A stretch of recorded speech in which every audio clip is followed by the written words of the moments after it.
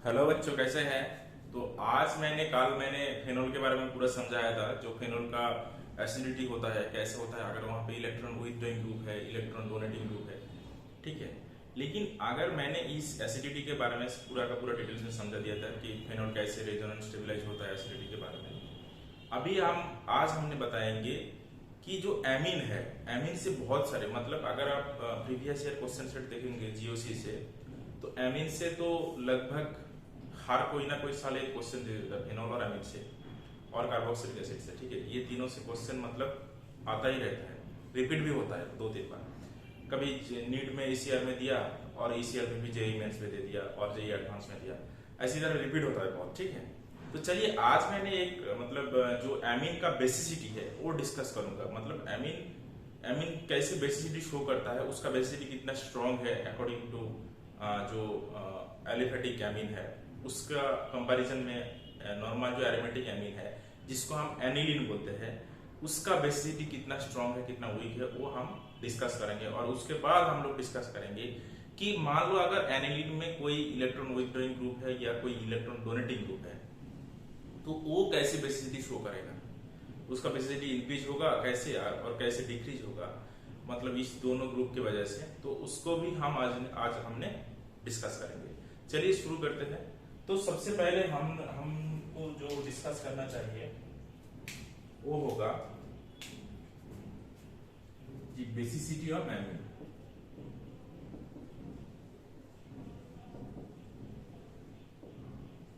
Okay, सो amine का जो basicity है वो हमको आज दिखाना है, एमीन कैसे बेसिसिटी शो करता है। सबसे पहले ये डिस्कस करूंगा, मतलब एमीन कितना स्ट्रॉन्ग एंड weak base है। Each amine is a strong base।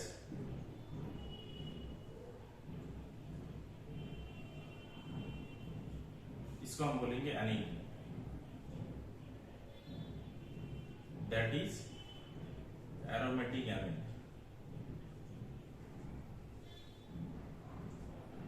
और नॉर्मली एलिफेटिक एमीन ले लेते हैं, इसको हम बोलेंगे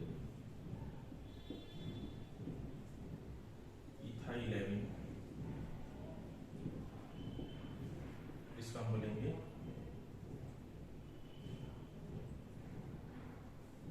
एलिफेटिक एमीन, ठीक है। तो ये एलिफेटिक एमीन है और ये एरोमेटिक एमीन है। अगर इस दोनों का हमने बेसिसिटी कंपैरिजन करेंगे, ठीक है, इसका बेसिसिटी हम निकालेंगे, ये कैसे बेसिसिटी शो करेंगे और इसका हमने बेसिसिटी निकालेंगे। पहले हम जब फेनॉल में कराया था तो एलिफेटिक फेनॉल, मैंने मिथानॉल लिया था और फेनॉल लिया, तो उस दोनों का एसिडिटी मैंने कंपैरिजन किया था और दिखाया था फेनॉल ज्यादा स्ट्रॉन्ग एसिड है कंपेयर टू नॉर्मल मिथानॉल। तो चलिए अब इस दोनों का हमने बेसिसिटी निकालना है और बेसिसिटी कैसे ये दोनों शो करेगा, इस दोनों का हमने कंपैरिजन बनाना है। तो इस दोनों का दिखाने से पहले जो सिंपल सा वर्ड है ये बेसिसिटी, ये हमको समझना पड़ेगा। किस कंडीशन में हम एक मॉलिक्यूल को बेसिक कहेंगे, उसका तो कोई क्राइटेरिया होगा, एक या दो क्राइटेरिया होगा। एसिडिटी की तरह बेसिसिटी का दो क्राइटेरिया है, वो हम लिख देते हैं। चलिए देखते हैं।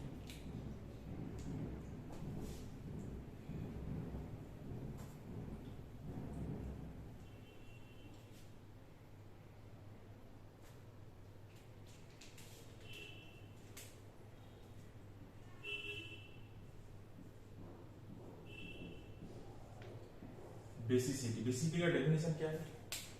बेसिसिटी का डेफिनेशन ये है कि एक मॉलिक्यूल के अंदर मान लो एक लोन पेयर है, ठीक है।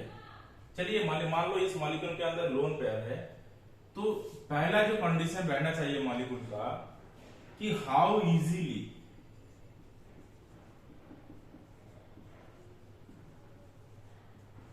Donate lone pair. ओके, मतलब कितना आसानी से वो अपना लोन पेयर दूसरे को डोनेट कर सकता है, how easily donate lone pair. Second है स्टेबिलिटी ऑफ कंजुगेट एसिड। अगर उस लोन पेयर को दूसरे किसी एक को डोनेट कर देंगे, मतलब प्रोटॉन को, नॉर्मली वो लोन पेयर किसको डोनेट करता है, प्रोटॉन को, प्रोटॉन मीन्स H+ को डोनेट करेगा। H+ को डोनेट करने के बाद जो फॉर्मेशन होता है उसको हम बोलेंगे कॉन्जुगेट एसिड। उस कॉन्जुगेट एसिड का हम लोग स्टेबिलिटी देखेंगे, मतलब वो कॉन्जुगेट एसिड किस तरह से स्टेबिलाइज होता है, उस स्टेबिलिटी में कौन मदद करेगा, रेजोनेंस, इंडक्टिव इफेक्ट, ठीक है, ये दोनों मदद करेगा। और कौन कौन मदद करेगा, हाइपर कॉन्जुगेशन। तो रेजोनेंस कैसे मदद करेगा इस बेसिसिटी में, वो हम आज आपको दिखाएंगे। तो चलिए इस दोनों डेफिनेशन को आपने लिख लिया स्टूडेंट। तो पहला डेफिनेशन है how easily donate lone pair, second है स्टेबिलिटी ऑफ कॉन्जुगेट एसिड, ठीक है, स्टेबिलिटी ऑफ कॉन्जुगेट एसिड। तो इस दोनों का अगर हमने एक एग्जाम्पल ले लेते हैं, उसको बहुत आसान हो जाएगा समझने में चीजों को। चलिए एक एग्जाम्पल ले लेते हैं।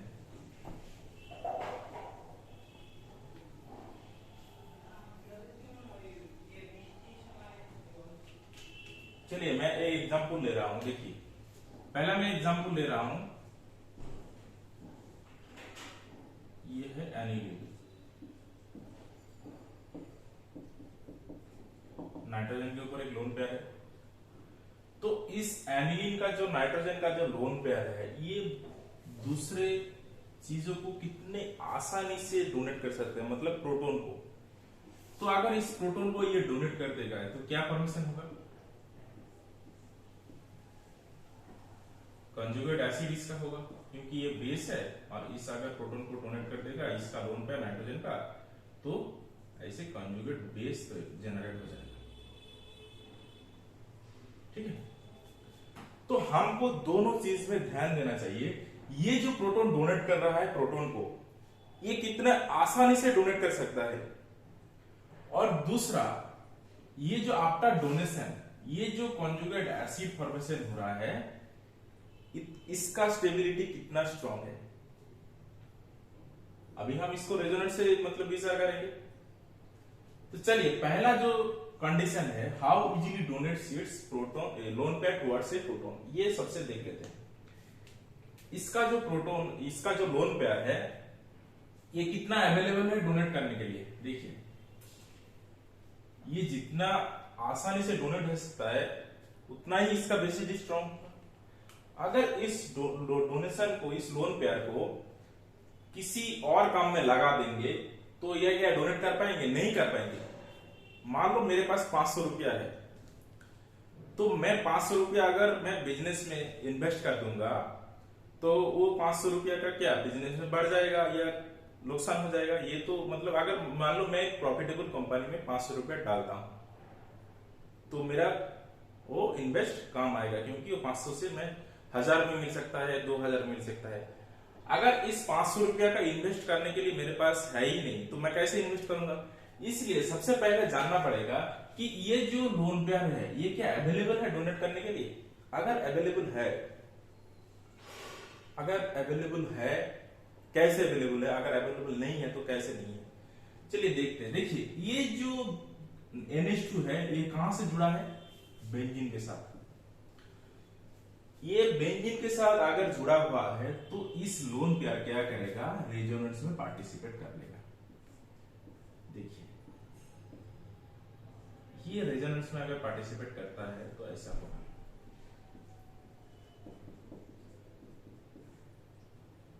यहाँ पे अगर ये बॉन्ड, ये दोनों इलेक्ट्रॉन यहाँ पे आ रहा है तो इस कार्बन का जो शेयरिंग है बॉन्ड ये अपनी तरफ खींच लेगा, यहाँ पे नेगेटिव आ जाएगा। इसके बाद ये बोलेगा भाई तू इसके साथ दोस्ती तोड़ ले, मैं तेरे साथ दोस्ती कर रहा हूं।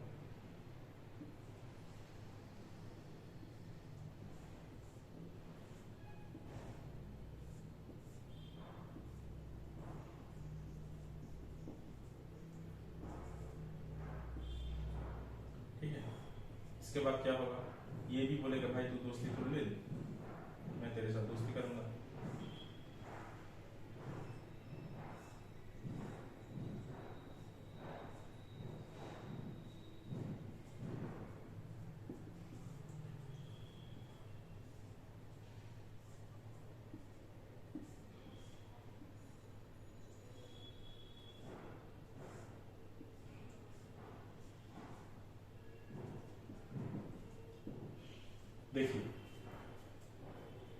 मैं क्या बोला था, मेरे पास अगर 500 रुपया नहीं है तो मैं कैसे इन्वेस्ट करूंगा, तो मैं आमिर नहीं बन सकता। मतलब इसमें भी सिमिलर केस है। देखिए ये आमिर तभी बन सकता है, मतलब इसका बेसिकली तभी शो हो सकता है जब इसका दोनों का जो इलेक्ट्रॉन है, मतलब लोन पेयर है, ये डोनेट कर सकता है। लेकिन इसका लोन पेयर ये बोल रहा है भाई तू बिजनेस छोड़, खाना पीना पे ध्यान दे। मतलब ये रेजोनेंस में पार्टिसिपेट कर रहा है, ये लोन पेयर, ये लोन पेयर रेजोनेंस में पार्टिसिपेट कर रहा है और 5 रेजोनेटिव स्ट्रक्चर बना दिया। तो अब क्या हम बोल सकते हैं ये लोन पेयर अवेलेबल है डोनेशन करने के लिए? नहीं है। लेकिन अगर मैंने एक एलिफेटिक एमीन को देख लिया, ये एरोमेटिक एमीन है, इसका नाम क्या है, एनिलीन। अगर मान लो मैं एक एलिफेटिक एमीन को देख रहा हूं, देखिए चलिए एक मैं नॉर्मली एक एमीन ले रहा हूं, तो ये जो एमीन है ये क्या होगा, यहाँ पे CH3 CH2 ग्रुप है, जो क्या शो करेगा, प्लस आई इफेक्ट शो करेगा। हम लोग जानते हैं प्लस आई इफेक्ट मतलब electron donating effect. Electron donating effect मतलब इस जो बॉन्ड है CN का, यहाँ पे जो इलेक्ट्रॉन डेंसिटी है ये ज्यादा बढ़ जाएगा। अगर यहाँ पे इलेक्ट्रॉन डेंसिटी बढ़ जाएगा तो नाइट्रोजन बोलेगा भाई मेरे तो मतलब होने के लिए कुछ नहीं है, क्योंकि मेरे बहुत सपोर्ट है पीछे से, तो मैं बहुत अमीर हूं, मैं अगर 5 लाख रुपए डाल दूंगा बिजनेस में तो मेरा कोई नुकसान नहीं होगा। तो ये दोनों इतना सपोर्ट करेगा इसको, तो ये लोन पेयर आसानी से H+ को डोनेट कर देगा ये, ठीक है। अगर ये आसानी से इसको H+ डोनेट कर देगा तो क्या होगा, ये स्ट्रॉन्ग बेसिक बन जाएगा। लेकिन यहाँ पे जो एनिलीन का जो लोन पेयर है ये क्या कर रहा है, रेजोनेंस में पार्टिसिपेट कर रहा है, ठीक है।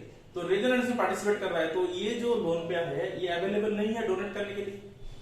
लेकिन इसका जो लोन पेयर है ये ज्यादा अवेलेबल है और पीछे से ये सपोर्ट कर रहा है CH3 CH2 जो प्लस आई इफेक्ट शो करता है। तो देखिए, तो अगर हम लोग कंपैरिजन करेंगे तो क्या हो रहा है, इथाइल एमीन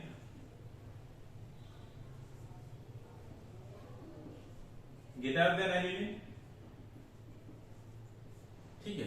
तो इथाइल एमीन का जो बेसिसिटी है वो ज्यादा स्ट्रॉन्ग है, ठीक है, ज्यादा स्ट्रॉन्ग है एनिलीन के तरह। समझ पाए ना बच्चों?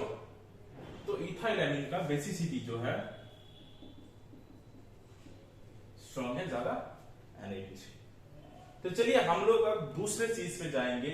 चलिए ये देख लिया ना कि कैसे किस तरह एनिलीन का जो लोन पेयर है नाइट्रोजन के ऊपर वो रेजोनेंस में पार्टिसिपेट कर रहा है, ठीक है। अब हमने दूसरे चीज पर जाएंगे, ठीक है। हमने और एक एग्जांपल की तरफ बढ़ते हैं, चलिए देखते हैं। ये स्ट्रक्चर लिख लिया ना स्टूडेंट, ये ध्यान से लिखिएगा क्योंकि यही क्वेश्चन देता है जेईई और नीट में। कोई मतलब कोई ज्यादा मतलब कठिन सवाल नहीं पूछते जेईई और नीट में, यही सबसे इजी सवाल पूछते हैं। आप लोगों को सिर्फ क्वेश्चन को ध्यान से देख लेना चाहिए, तो क्या मांग रहा है एग्जामिनर मेरे से। चलिए अब हमने दूसरे पॉइंट पे जाते हैं।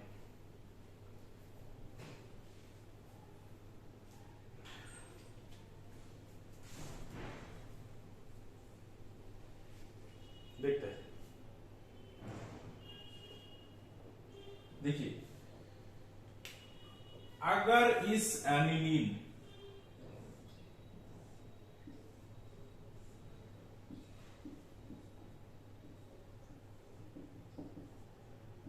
प्रोटॉन एक्सेप्ट करेगा H+, तो क्या बनेगा, ऐसा बन जाएगा। मतलब ये कॉन्जुगेट एसिड है Ca, ये नॉर्मल एनिलीन है। अगर मान लो इस एनिलीन के अंदर एक इलेक्ट्रॉन डोनेटिंग ग्रुप है EDG, EDG मतलब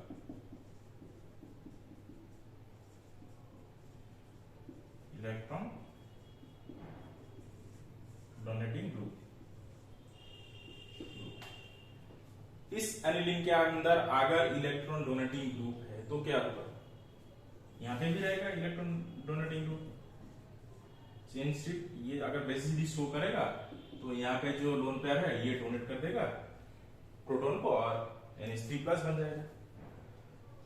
तो ये नोट कर लीजिए, ये सबसे इंपॉर्टेंट नोट है, क्योंकि आपको किस तरह से क्वेश्चन पूछेगा ना आपको पता नहीं है, तो आपको हर चीज को जानना पड़ेगा, मतलब जो एग्जाम में आ सकता है। तो ये मान के चलिए इलेक्ट्रॉन डोनेटिंग ग्रुप,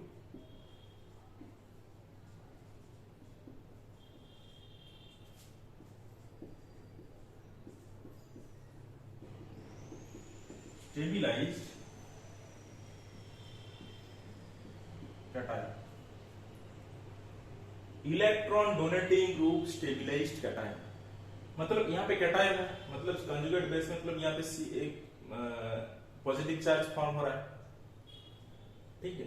तो यहाँ पे अगर इलेक्ट्रॉन डोनेटिंग ग्रुप है तो इस रिंग को ये स्टेबिलाइज कर देगा। अगर इस रिंग में इलेक्ट्रॉन विथड्रॉइंग ग्रुप है तो क्या होगा,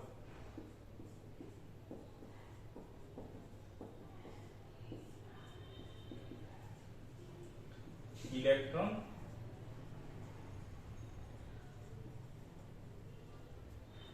विथड्रॉइंग ग्रुप, अगर यहां पे इलेक्ट्रॉन विथड्रॉइंग ग्रुप है तो क्या होगा, ये कैटायन को डिस्टेबिलाइज कर देगा। तो पहला मैंने लिखा electron donating group stabilise cation, और सेकेंड पॉइंट है electron withdrawing group destabilise cation. Electron withdrawing group cation को डिस्टेबिलाइज कर देगा। समझ पाया बच्चों? चलिए मान लेते हैं, मैं एक एग्जाम्पल ले लूंगा, देखिए कैसा, मतलब इलेक्ट्रॉन जो डोनेटिंग ग्रुप है और इलेक्ट्रॉन विथड्रॉइंग ग्रुप है ये स्टेबिलाइज और डिस्टेबिलाइज कर रहा है। तो इलेक्ट्रॉन डोनेटिंग ग्रुप अगर कैटायन में रहेगा, देखिए फेनोल में मतलब उल्टा हो रहा था, अगर इलेक्ट्रॉन विथड्रॉइंग ग्रुप थे वहां पे फेनोल में तो वो रेजोनेंस में ज्यादा पार्टिसिपेट कर रहा था, ठीक है। अगर इलेक्ट्रॉन डोनेटिंग ग्रुप थे वो रेजोनेंस में ज्यादा पार्टिसिपेट नहीं कर रहा था, तो जो एनायन है उसको इलेक्ट्रॉन विथड्रॉइंग ग्रुप स्टेबिलाइज कर रहा था और इलेक्ट्रॉन डोनेटिंग ग्रुप डिस्टेबिलाइज कर रहा था। यहाँ पे उल्टा केस है, इलेक्ट्रॉन डोनेटिंग ग्रुप कैटायन को स्टेबिलाइज कर रहा है और इलेक्ट्रॉन विथड्रॉइंग ग्रुप कैटायन को डिस्टेबिलाइज कर रहा है। चलिए आप देखते हैं,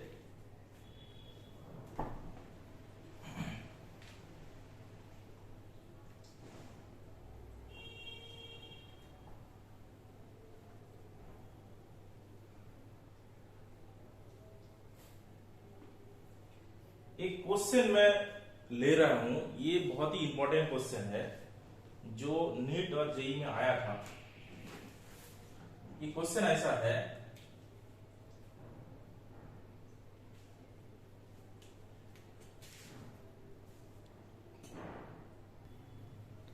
देखिए मैं क्वेश्चन लिख रहा हूं, ये 2004 में आया था जेईई मेंस,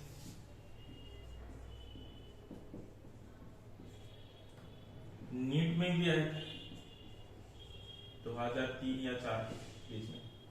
तो मतलब 2-3 बार ये क्वेश्चन आ चुके हैं और रिसेंट टाइम में भी आया था, 2016 की 17 में आया था, ठीक है। तो ये बहुत ही इंपॉर्टेंट क्वेश्चन है। देखिए ये एनिलीन से ही दिया है, क्या दिया है एनिलीन से, क्वेश्चन इस तरह से दिया है कि who is the strongest base, okay.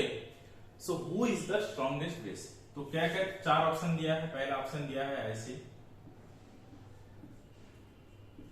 पहला तो एनिलीन ही दे दिया, सेकेंड ऑप्शन दिया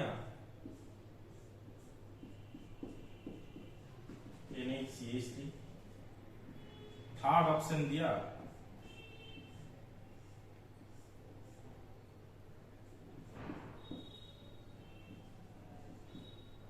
NH2, यहाँ पे CH3 दे दिया, और फोर्थ ऑप्शन दिया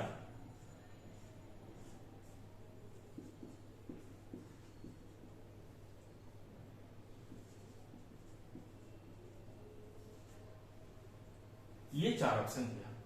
बोला है सबसे ज्यादा स्ट्रॉन्गेस्ट बेस कौन है।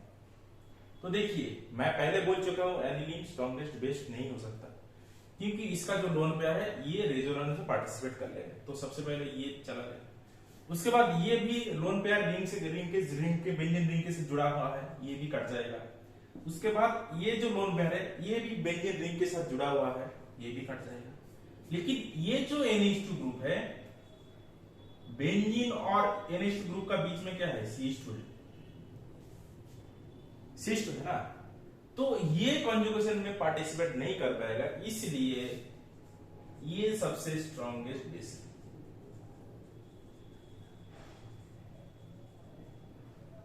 ठीक है, तो ये सबसे स्ट्रॉन्गेस्ट बेस है। चलिए और एक एग्जांपल जो जेई मेंस में आया था और नीट में भी आया था, 2-3 बार आया है। ठीक है, यही क्वेश्चन आया है।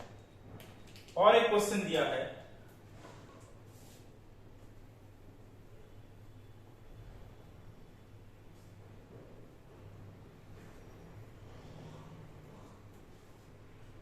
ये भी जेई मेंस और नीट में भी आया था। बोला था para nitro aniline and Meta nitro aniline, इसका बेसिसिटी कंपेयर करना है। और 2 दिए थे, लेकिन यही सबसे मतलब यही दोनों में से कंपेयर करना है आपको। ये पैरा नाइट्रो एनिलीन है और ये मेटा नाइट्रो एनिलीन है। देखिए बेंजीन से जुड़ा हुआ जो NH2 ग्रुप है, ये क्या करेगा, रेजोनेंस में पार्टिसिपेट करेगा। और मैंने ये देखा है कि NO2 जो ग्रुप है ये क्या करता है, ये इलेक्ट्रॉन विथड्रॉइंग ग्रुप है, और ये जो NH2 है ये ऑर्थो पैरा ओरिएंटिंग ग्रुप है। मतलब इसमें जो ये जो इलेक्ट्रॉन है, पेयर ऑफ इलेक्ट्रॉन है नाइट्रोजन का, ये क्या करेगा, ये रेजोनेंस में पार्टिसिपेट करेगा, जिसमें से ये भी शामिल होंगे, मतलब ये भी रेजोनेंस में पार्टिसिपेट कर लेगा। तो इसका जो लोन पेयर का जो मतलब अवेलेबिलिटी है ये कम कर देगा, मतलब इसको इतना कम बेसिक बना देगा, मतलब इसका जो लोन पेयर है इसको डोनेट करने के लायक नहीं छोड़ेगा इसको, मतलब इसका इतना ही कम बेसिक बना देंगे। अगर मैं इसको मान लेता हूं मेटा नाइट्रो एनिलीन, तो Na2 group in meta position can't be take part in resonance. ठीक है, एनिलीन में in aniline Na2 group in meta position can't be take part in resonance. मतलब मेटा जो पोजीशन है ये एनिलीन में resonance में टेक पार्ट नहीं है, तो इससे ज्यादा ये स्ट्रांग बन जाएगा बेसिसिटी में। मतलब ये भी लेस बेसिक है, नाइट्रोजन से जुड़ा हुआ है, लेकिन इससे स्ट्रांग बेसिक है। ये अगर 0.5 है तो ये 0.75 शो करेगा। पीकेबी वैल्यू इसका और इसमें अगर कंपेयर करेंगे तो ज्यादा डिफरेंस आएंगे पीकेबी वैल्यू में। पीके और पीकेबी वैल्यू, हम लोग जो एसिडिटी कंपैरिजन करते हैं तो पीके वैल्यू देखते हैं, और बेसिसिटी जब कंपैरिजन में देखते हैं तो पीकेबी वैल्यू देखते हैं। चलिए मैं और एक एग्जांपल मैं ले रहा हूं। देखिए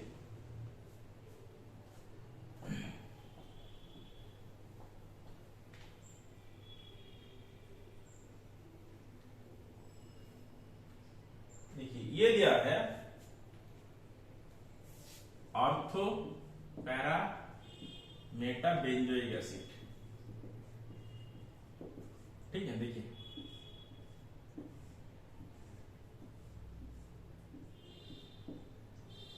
और यहाँ पे तो एसिडिटी शो कर रहा है, बेसिसिटी नहीं शो कर रहा है। तो मतलब कंपेयर द एसिडिटी,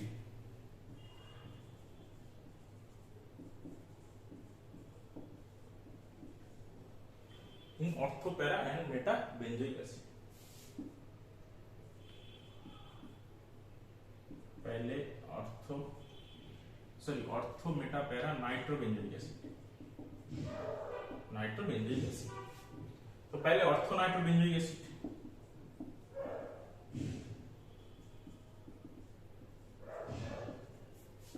इसके बाद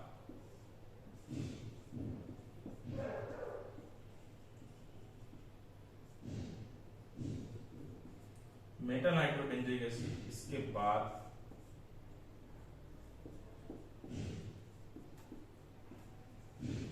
पैरा नाइट्रोबेंजोइक एसिड। तो मेटा नाइट्रोबेंजोइक एसिड का ये पैरा नाइट्रोबेंजोइक एसिड, इसका हमने बेसिकली निकालना है।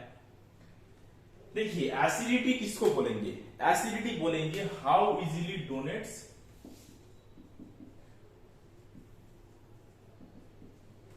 release, how easily release H plus, and second stability of conjugate base। जो conjugate base है उसका स्टेबिलिटी निकालना है और कितना आसानी से H plus को हम रिलीज कर सकते हैं, ये दोनों एसिडिटी शो करेगा। तो देखिए अगर हम इस तीनों का कंपैरिजन ले लेते हैं तो क्या होगा, देखिए मैं एक एक करके समझाता हूं।